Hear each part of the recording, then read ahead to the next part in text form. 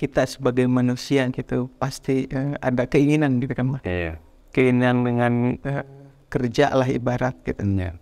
Tapi terkadang gitu kita kerja keras dan lain-lain, namun hasilnya itu masih belum nyampe lah dengan yang kita harapkan.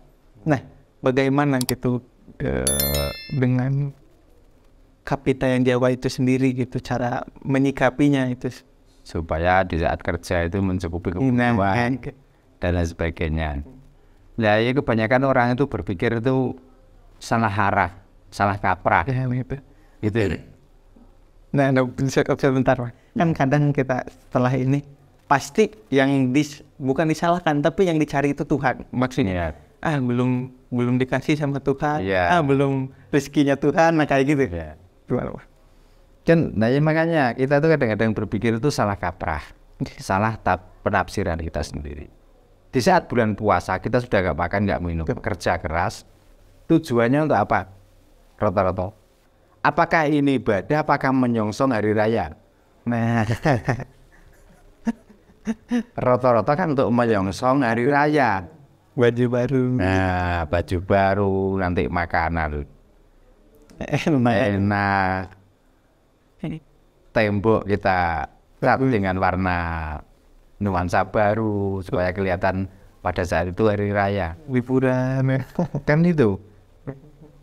Tapi kita itu kadang-kadang lupa dengan supaya kita nanti setelah selesai melakukan ritual atau spirit puasa itu, kita itu bisa memperbaharui dengan cara berpikir kita atau perilaku kita yang sebelumnya itu kita itu saenaen dini.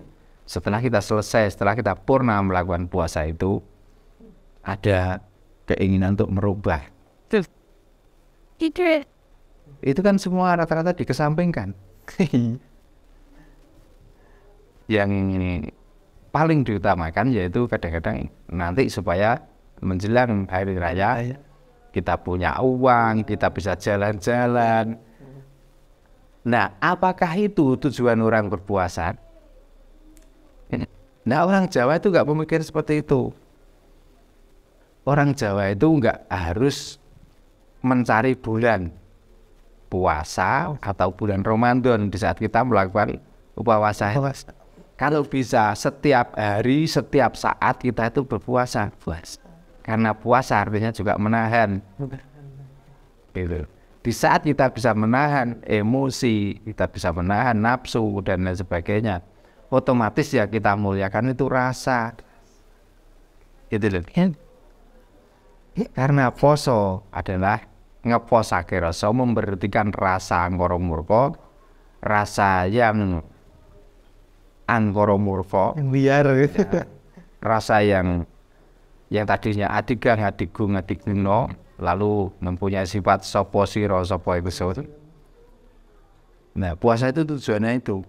Di saat kita melakukan puasa yang tidak makan dan tidak minum sampai 1 bulan penuh, tapi tidak bisa merubah perilaku kita yang dulunya kira-kira jelek menjadi kira-kira baik, itu artinya orang melakukan puasa di dalam hal yang gagal. Karena kalau orang Jawa sendiri puasa itu bukan tidak makan dan tidak minum. Itu puasa artinya itu ngerem. Ngerem artinya mengurangi dari nafsu yang tadinya pengennya begini, yang tadinya pengennya begini. Nah, kenapa ngurangi saja kok harus lewat bulan? Kok kenapa tidak setiap hari? Nah, itu kalau dengan pengertian orang Jawa itu begitu itu. Makanya orang Jawa itu kalau sudah masuk ke kepribadian Jawa beneran, biasanya kita menganut dengan ajaran Kiai Semar atau Kiai Bodronoyo atau Kiai Noyontoko atau Sabdo Palon Noyo Gembong. Itu Jadi kita untuk apa? Kita tuh bicara ngalor gitu yang kalau tujuannya hanya untuk memamerkan diri supaya dianggap pintar. Kita untuk apa menghukumi orang lain sedangkan kita sendiri melakukan? Untuk apa? Mendingan kita menjadi semar. Kita mengetahui hal yang seperti itu, kita mesem dalam arti ketawa. Tapi di saat kita ketawa itu jangan sampai samar. Atau goib itu. Artinya begini, kita harus bisa melihat bahwa oh itu pekerjaan kira-kira salah. Saya tidak harus melakukan seperti itu supaya enggak ikut-ikutan orang mengerjakan kira-kira salah. Gitu. Sabdo palon, sabdo ucapan palon itu berbobot. Nah, ucapan kita walaupun kita itu ya seperti inilah. Ya, ini kalau dibilang orang banyak ngomong ya memang banyak omong. Tapi omongnya kan ada bobotnya. Ya, ada isinya lagi. Ya, ada isinya, ada intinya. Noyo genggong. Noyo itu dari perwujudan atau bentuk. Ya, genggong yang tidak menyenangkan.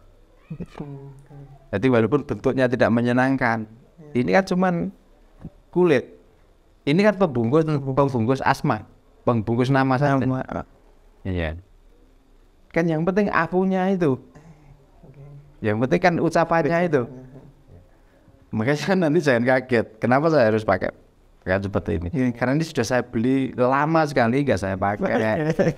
Tadi kebetulan. Ya, kalau baju seperti ini tuh saya pakai kopiah, kelihatannya kurang serasi. Maka saya pakai belangkon.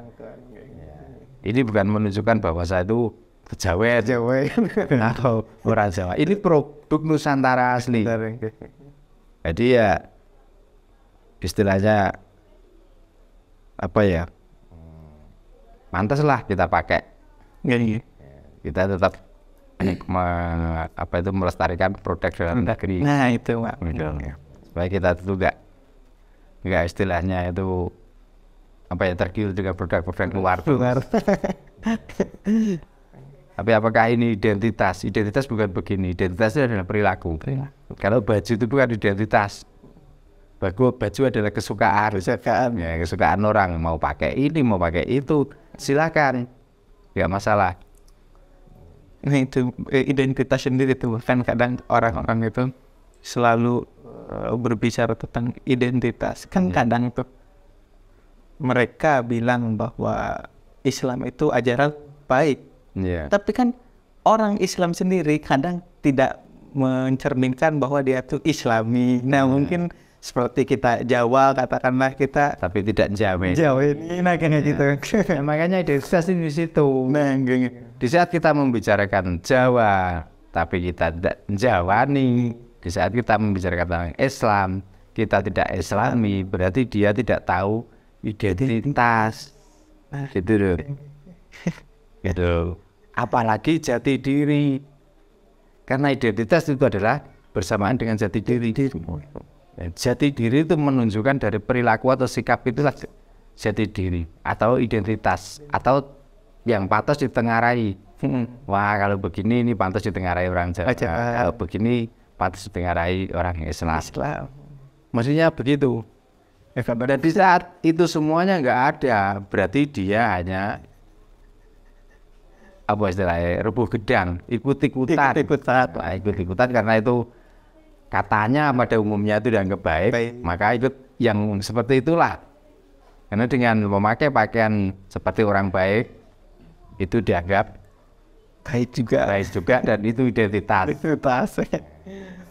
Dan orang itu nggak paham tentang identitas dan jati diri.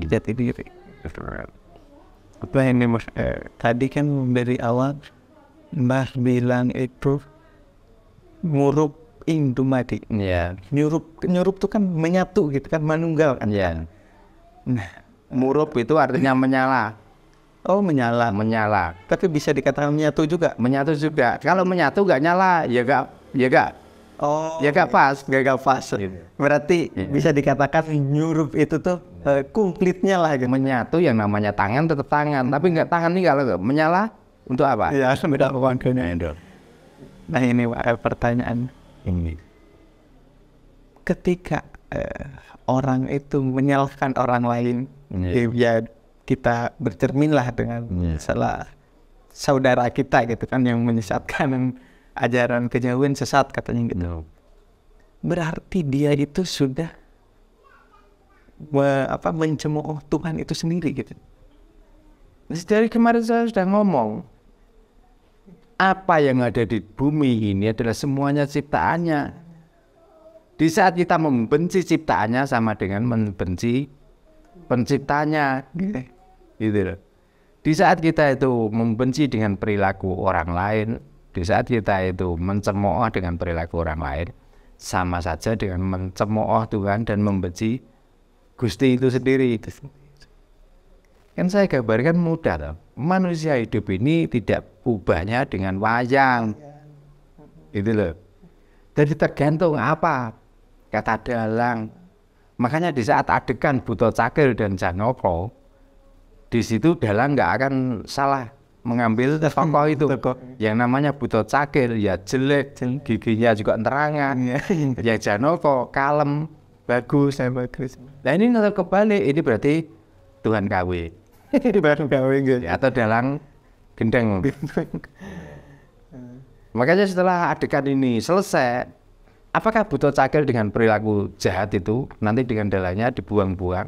Kan nggak mungkin. Nanti selesai ya sudah selesai, ditaruh lagi. Karena apa? Untuk jaga nih saat pentas yang akan datang. Gitu loh. Nah apakah harus menyalahkan dalangnya? Oh dalang gendeng Buta Cakil kok senengane ganggu wong perilaku topo. Buta Cakil kok senengane ganggu wong perilaku apik. Nah kalau ini dalangnya nurut audien atau nurut penonton, nah inilah dalang yang tidak punya pedoman atau dinamakan dalang koclok. Dan orang yang ngata-ngatain dalang itu sebenarnya lebih gendeng daripada dalangnya. Nah kita ya begitu. Di saat ada orang melakukan kejahatan jelek dan lain sebagainya, kita menjelek-jelekan, tapi kadang-kadang kita tiru. Ya. Nah, berarti itu orang gendeng. Nah kalau kita itu waras, kita nggak suka dengan perbuatan itu karena kita tidak akan meniru. Ya sudah, biar hanya orang itulah yang melakukan. Yang penting kita tidak mengikuti perilaku orang yang salah itu. Gitu. Lagi ini percuma, orang sudah melakukan kejelekan terus kita omong-ngomongin, kita rasani tiap hari. Apakah dengan ngerasani, dengan ngomong-ngomong kita akan merubah perilaku orang ini dari jelek menjadi baik? Kira-kira paling-paling kalau dengar orang itu marah, malah itu. Lah kita sendiri semakin kita omongkan, semakin kita timbul rasa marah. Iya. Semakin rasanya itu nggak enak kalau nggak membicarakan yang lebih jelek lagi. Wah, gitu lah. Kan begitu tak? Makanya mendingan diam, lihat saja. Yang penting kita tidak melakukan itu. Semar itu. Nah, semar. Ingat. Supaya apa? Supaya kita tuh selamat. Itu loh. Kita bisa menjadi Sabdo Palon Noyo Ginggong. Kita bisa menjadi Kiai Noyo Toko. Ya, kita bisa seperti Eyang Bodronoyo. Ini. Nah, kalau sekarang kita berbicara ke diri sendiri gitu. Kan kadang saya pribadi gitu, pengalaman saya pribadi ketika melakukan hal kesalahan itu, saya selalu berpikir kalau membenci diri saya sendiri. Nah, apakah itu suatu hal bahwa kan di sini tuh ada Tuhan gitu. Bahwa saya sendiri itu tuh membenci Tuhan tersebut. Membenci diri sendiri karena melakukan itu. Nah, pertanyaan gini, apakah kamu akan bisa kembali pada waktu kamu melakukan salah itu? Enggak. Nah, kalau enggak ya sudah. Nah, kenapa kita membenci diri kita sendiri? Pada saat itu mestinya kalau kamu daripada membenci kan mendingan enggak melakukan. Tapi karena itu melakukan, ya ini kan tidaknya dalang. Gitu.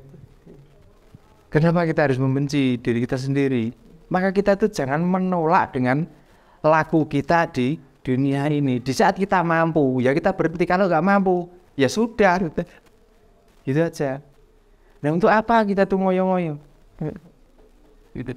Yang berbuat baik mati, yang berbuat jelek juga nantinya mati.